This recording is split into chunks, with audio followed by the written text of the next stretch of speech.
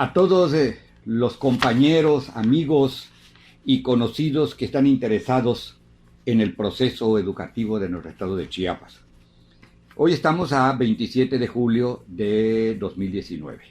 La semana pasada ofrecí una entrevista justo aquí en mi oficina, precisamente para ver el proceso educativo y el movimiento magisterial. Quiero comentar que como respuesta al circular en las redes sociales el video, puedo aventurarme a decir que de cada 10 opiniones que se dieron en las redes sociales, 9 fueron favorables y 1 no lo fue.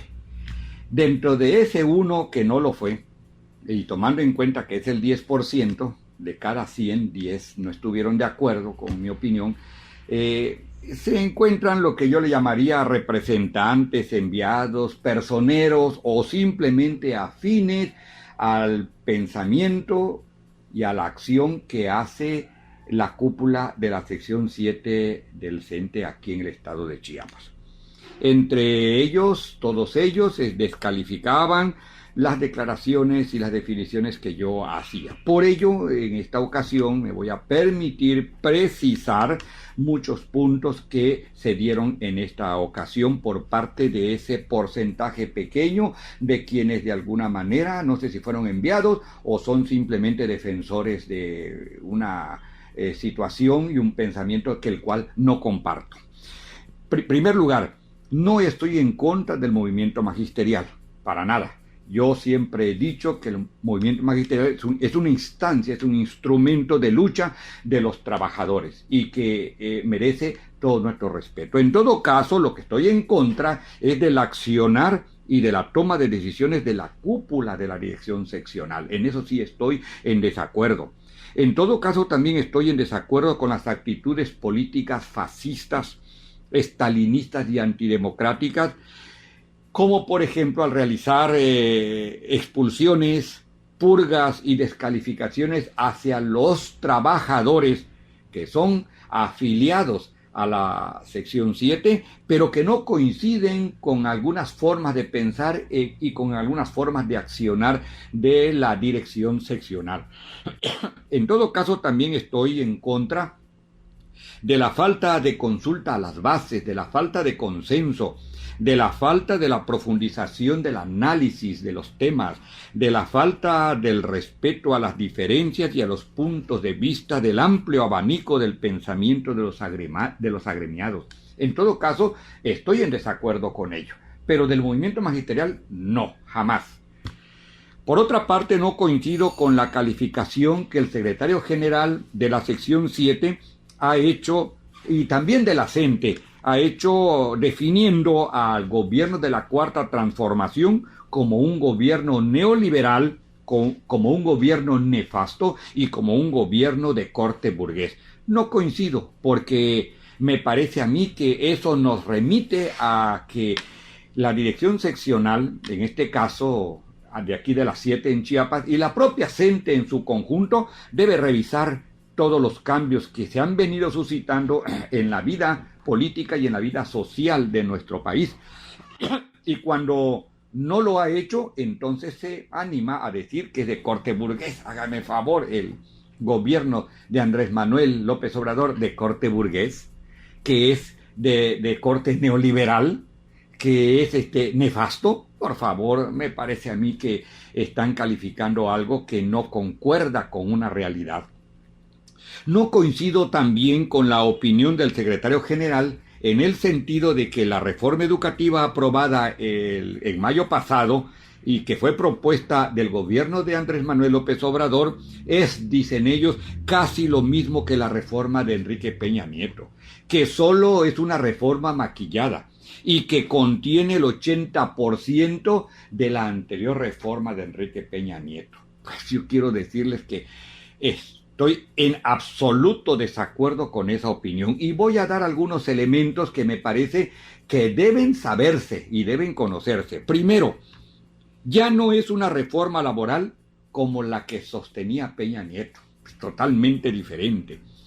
Recupera el concepto de calidad en la educación no en el pensamiento mercantilista, capitalista e individualista en que los organismos internacionales tienen ese concepto de calidad. No, lo introduce la palabra calidad en una construcción eminentemente nacionalista.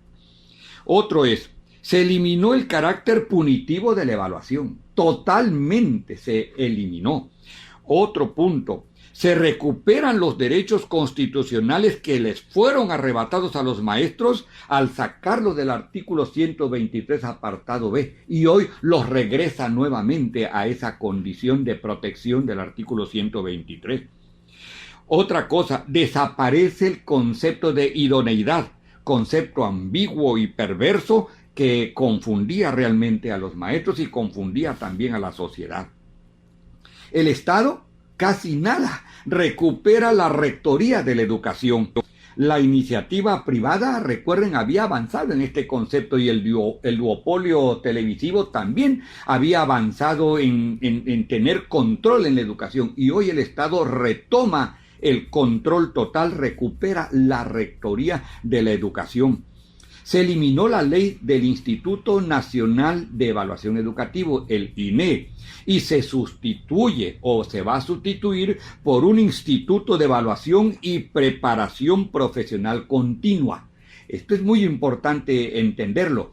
Para aquellos que tal vez pocos, pero que decían no a la evaluación, yo creo que la evaluación debe seguir existiendo, pero ahora no bajo un concepto de que se tenga que estar en la plaza base como estaba en el anterior. Hoy no, hoy es con el propósito de que el maestro pueda entender qué le falta para seguirse preparando en el proceso de enseñanza-aprendizaje. Se reinstala a los profesores que violaron sus derechos por oponerse a presentar esos exámenes punitivos que habían. Claro, hacen falta todavía algunos, pero en sí se están reinstalando en todo el país y también en el estado de Chiapas, se está reinstalando poco a poco a todos aquellos que fueron violentados sus derechos. Se eliminó el servicio profesional docente y se está legislando actualmente en las reformas secundarias una nueva ley que dará seguramente, porque esa es la tendencia que se está realizando actualmente, que seguramente se va a crear una instancia similar o parecida a la antigua carrera magisterial. Se establece la obligatoriedad de la educación desde la inicial hasta la universidad. Como decimos por acá en la tierra chiapaneca, nadita, ¿eh? Esto supera totalmente la reforma de Enrique Peña Nieto, porque, como vuelvo a insistir, establece la obligatoriedad y establece también la gratuidad de la educación desde la inicial hasta la universidad por parte del Estado. Se rescata el alto reconocimiento de la escuela normal o de las escuelas formadoras de docentes. Esto que había sido totalmente abandonado en la reforma de Peña Nieto, hoy se rescata ese fin de las escuelas formadores de docentes. Se rescata el Estado la responsabilidad de la infraestructura escolar que había sido abandonada, casi abandonada por el gobierno neoliberal y por los gobiernos anteriores neoliberales, y también de los materiales escolares. Se abre la posibilidad también de retomar los proyectos alternativos que se han ido construyendo en varios estados como Michoacán, Oaxaca, el mismo Chiapas, Baja California, entre otros. Se rescata la esencia y el concepto inclusivo y de género y de la educación. ¿Este no es un cambio? Por supuesto que sí es un cambio. Y si fuera poco, yo diría, ¿falta por hacer? Claro que falta por hacer. Sin embargo, quiero sostener que la nueva reforma educativa no es más de lo mismo. No es como lo declara el secretario general de la sección 7 y que dice que contiene el 80% de la anterior reforma, que por cierto, él rescata ese 80% de una declaración de una diputada priista que lo dijo por ahí de abril, más o menos, entonces él le cree a la diputada priista. pero no le cree al presidente de la República que está dando todos los elementos de una nueva reforma educativa. Entonces, yo sostengo, ¿qué hacer? Que se trabaje y se concrete o se precise la nueva orientación de la educación, que se trabaje en los contenidos, que se trabaje por una educación descolonizadora, como lo dice el maestro Enrique Dussel, que sea una educación emancipadora, como no, como lo sostiene el doctor Erasmo Saldívar, que sea menos individualista y de mayor carácter social, como yo sostengo y que lo puse en mi ponencia. Todas estas cosas falta por hacer, pero yo diría, todos estos logros, o sea, en la aprobación de la nueva reforma educativa, claro que fueron por la lucha que sostuvieron muchos comités de luchas, CCLs, comités centrales democráticos, comités de base y la CENTE, por supuesto. Sin embargo, quiero dejar aquí asentado que no hubiera sido posible si no hubiese estado el espíritu reformista del actual presidente de la República, Andrés Manuel López Obrador, y el gobierno de la Cuarta Transformación. Esto no hubiera sido posible sin ello. Con el gobierno neoliberal de Peña Nieto continuado con Meade o con Anaya, no hubiéramos podido hacer estos cambios. No se hubiera podido. Y una prueba es de que tantas movilizaciones y luchas que tuvimos en los años anteriores para no lograr tirarla. Y lo único que se logró, recuerden ustedes, es detener la aplicación de la reforma en Chiapas, pero de allí esa siguió persistiendo. Todos estos detalles son los que quería dejar claro. Me falta decir que la dirigencia, quiero decirlo, alentó a no votar por Andrés Manuel, la dirigencia. Es cierto que hubo un acuerdo en la Asamblea Estatal en el sentido de dejar libre la votación hacia los trabajadores, hacia el que quisieran, pero como decimos, bajo el agua, no. La dirigencia seccional alentó la no votación por Andrés Manuel. Eso que quede muy claro, porque aquí en Chiapas lo sentimos y lo vivimos. La constancia de militancia sindical lo ratifico, porque me lo están, pero sí como queriendo revertir, es violadora de los derechos de los trabajadores. Lo sostengo, violenta los derechos de los trabajadores.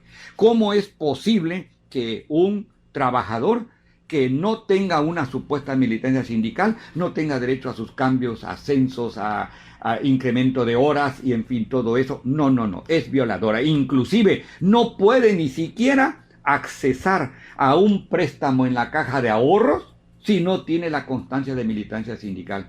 Cuando el cuentaahorrista, por el solo hecho de ser cuentaahorrista, tiene derecho a tener todos los beneficios de la caja de ahorro y no tiene que estar condicionado a una constancia de militancia sindical. Y quiero por último decir que se ha abandonado el compromiso de los maestros para con los alumnos y para con la sociedad. Y esto es muy grave. ¿Por qué? Porque la vinculación natural maestro-padre de familia está prácticamente en una situación muy complicada, muy comprometida en estos tiempos, toda vez que nunca hubo una respuesta positiva a la pérdida de clases que hubo, a los paros, a las huelgas que se hicieron. Jamás hubo un espíritu y un pensamiento hacia los padres de familia de decir: vamos a recuperar, vamos a hacer algunas acciones que permitan de alguna manera acuerpar eso. No lo hay, no lo hubo y parece ser que no está dentro de la agenda de esa responsabilidad. Yo sigo insistiendo que hoy por hoy en Chiapas debe revisarse perfectamente bien todos los aspectos que conllevan a la actitud que están realizando los representantes de la sección 7 del CENTE. Y que quede claro, si ha habido un exsecretario general que ha seguido en las luchas, ese ha sido un servidor. Y si no, revisen todo lo anterior y van a ver que no ha sido. Yo he formado parte de las marchas, de las luchas, de todo lo que tenga que llevar por la defensa de nuestros derechos, pero también tiene que ser por la defensa de la educación pública. Y la defensa de la educación pública debe también tener el compromiso y la responsabilidad de los trabajadores.